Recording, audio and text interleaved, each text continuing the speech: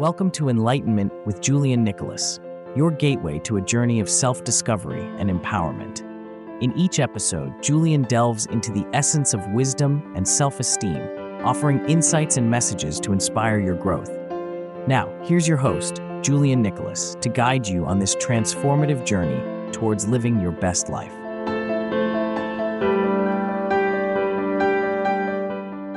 Hello there! I'm very excited for today's episode. But before we get in, if you haven't checked out my previous interview with my friends Evelina, Ulissa, and Louie about mental health, I recommend you check that out. I would like to take the time to thank them for coming out to the show and being bold enough to talk about their journey about and with mental health so candidly. In today's episode, I will be telling you about the fears that come with transitioning into a new environment and how you can overcome that fear and to prepare yourself for what the future has in store. But before I get into the episode, I want to say I have a very important announcement that will affect the podcast for the foreseeable future. So please make sure you listen to the end to see what the announcement is. With that out of the way, let's dive right in. I want you to close your eyes and imagine you're in senior year of high school, your final year.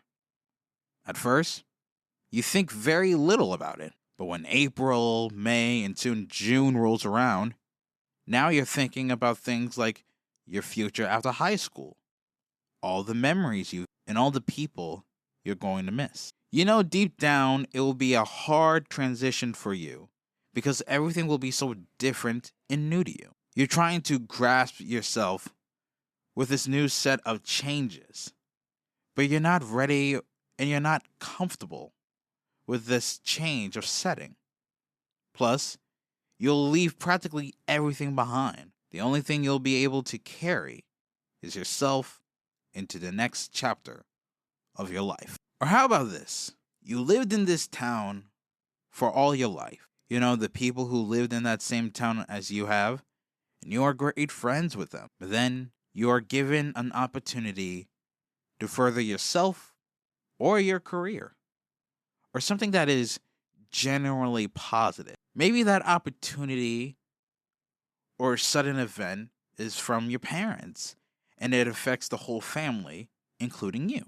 But that opportunity comes at a price. The price is having to move away from where you once lived, from where you made your first few friends, where you spent most of your life, where now you feel like a part of the town. Now you feel heartbroken at the fact that you will never have the chance to see or spend time with your friends ever again.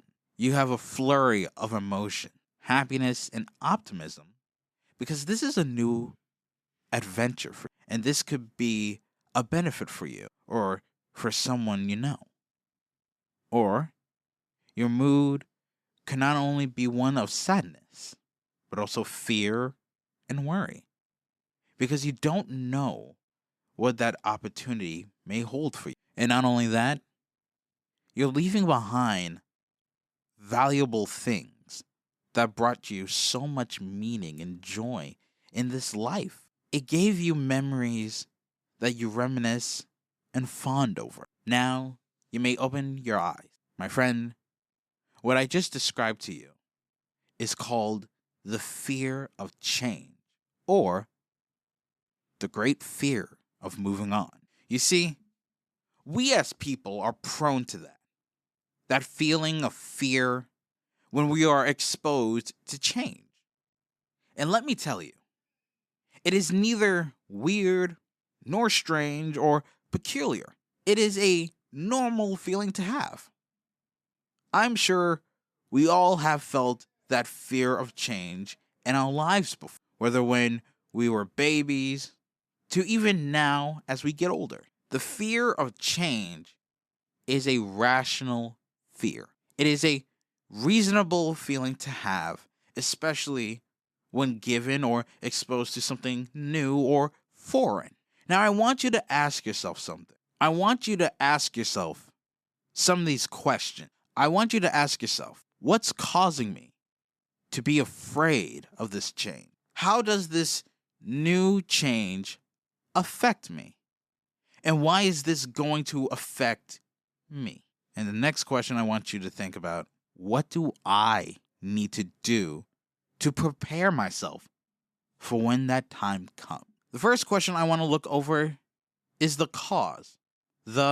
What's causing me to be afraid of this change? This basically establishes what's causing the change, which in turn causes the fear for said change to happen. This is important to keep in mind because you are able to build the foundations to truly understand your fears and worries, as well as to solve them. After all, really think about it. Every solution to a problem starts from a problem. For this, let's use the example I mentioned earlier, college. Now, you understand why you're afraid of this change. Going to college is the root of your fears that engulfs your mind. It helps you better understand the reason behind how you may feel about what may happen in this situation. Next is, how does this change affect you? College will make you farther away from your family and friends. And not only that, it is an experience you never had before.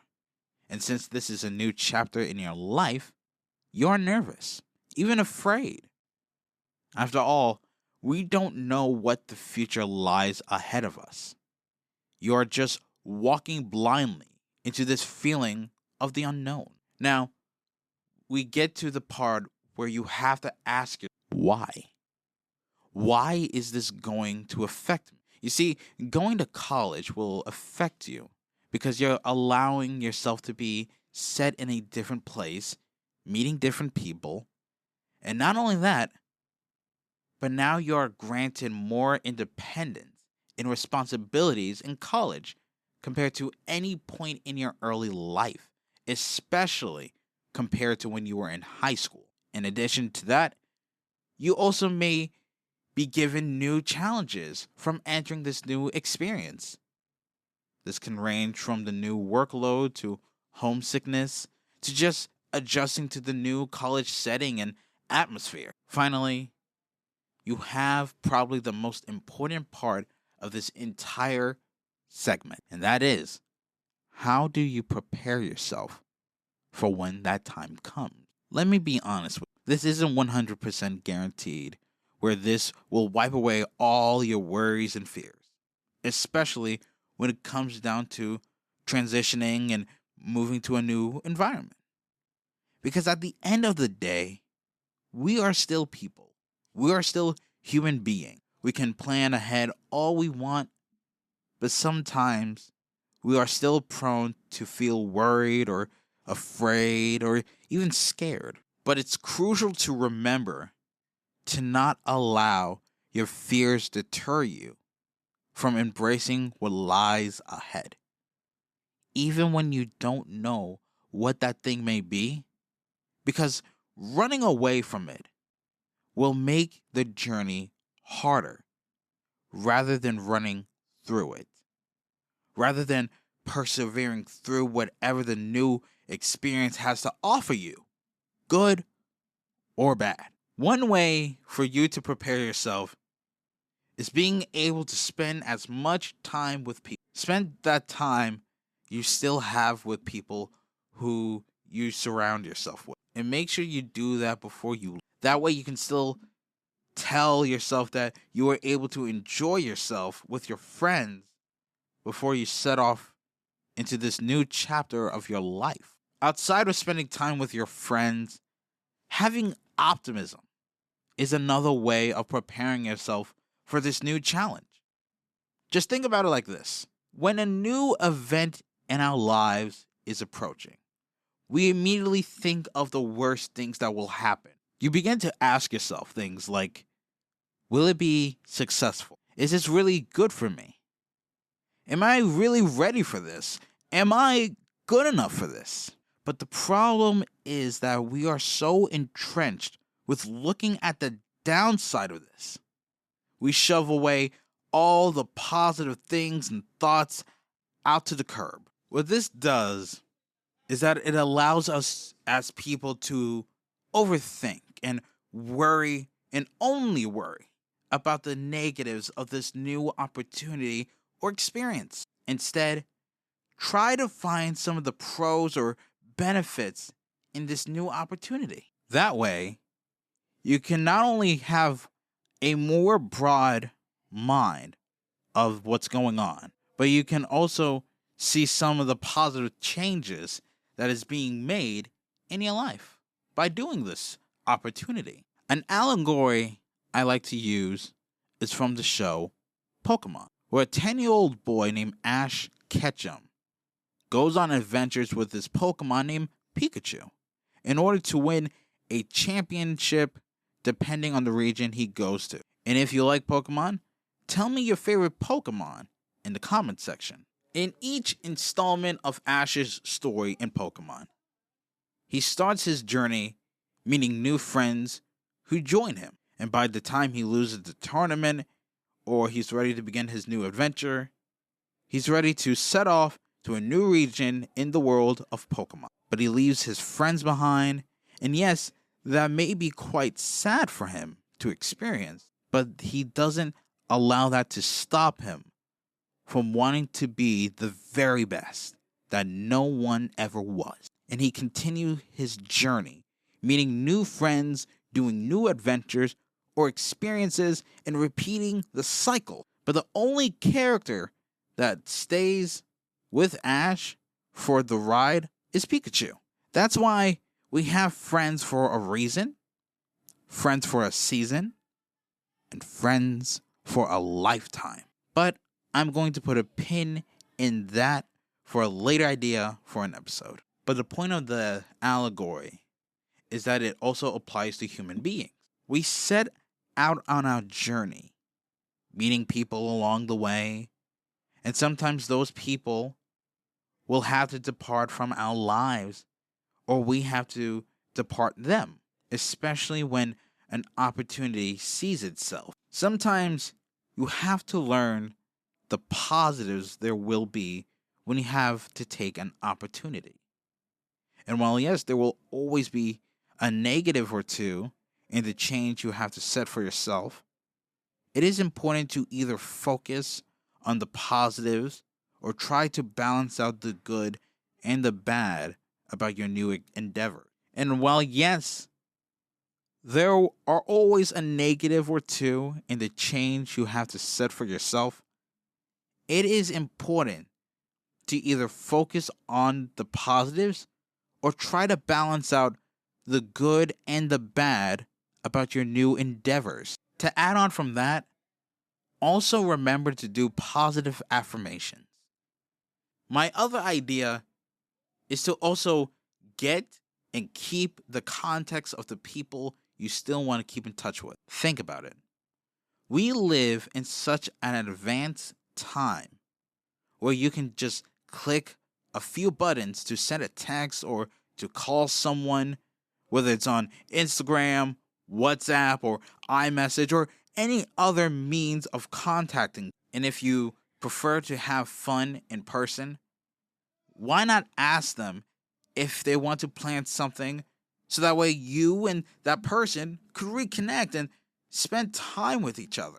As for leaving places behind, especially the ones that brought you memories, and I'm talking good memories that you get to reminisce and you get to fond over, and that just brings a smile to your face when you just think about them. Why not go visit that place in person? Sometimes we can visit some things we miss dearly and reminisce about all the fun memories we had. If you can't, I say take yourself a picture. Trust me when I say this, but one picture can have thousands of words to many stories, and those stories are kept in the library known as your mind. And look, I understand how scary it is to move on from something or someplace that brought you so much joy for so long. But we as people need to learn how to come to terms with that. We need to learn how to come to terms with what time we have left and just really reflect and enjoy the moments and people that came into our lives. A quote I like to give you about transitioning and changing is from American poet and writer Nikki Giovanni. She writes, "A lot of people resist transition and therefore never allow themselves to enjoy who they are. Embrace the change no matter what it is. Once you do, you can learn about the new world you're in and take advantage of it." Now, before I end the episode, if you made it this far, here is the important message I have to announce and that I need you to hear. Starting today, the Enlightenment podcast will be on a hiatus. Now, you may ask me, but Julian, why? Just why? Well, if you were paying attention to the episode, my dear listener, you will have noticed that I made subtle hints throughout the episode about changing one's environment. One of those environments is that I used throughout the episode was college. I'm sure you can put two and two together. If you're still unaware, the reason that I am going on hiatus is that I'm attending college. And one of the things I have to do is stay on campus for 5 weeks throughout the summer. And I don't believe I will be able to record scripts while I'm doing the 5 weeks on the campus. Not only that, but it is a new experience for me, and I want to be able to set in when I start college. Now, the biggest question is, when will I come back? And the answer is, it can rain. At best, I'll come back as early as September. But at worst, I'll come back around mid to late October or early November. However, when I do come back, it will be less frequent. Instead of every week, you will get an episode once every 2 weeks. And instead of Fridays, I will post the episodes on either Saturdays or Sundays. I will remain active on social media as much as I can and still do my part to help you better yourself, even outside of the studio. So if you want, check out my content on Instagram and on TikTok. It should be in the description down below. Make sure you follow to be aware of any new updates that are going to be made. And in all honesty, I was worried about making this decision.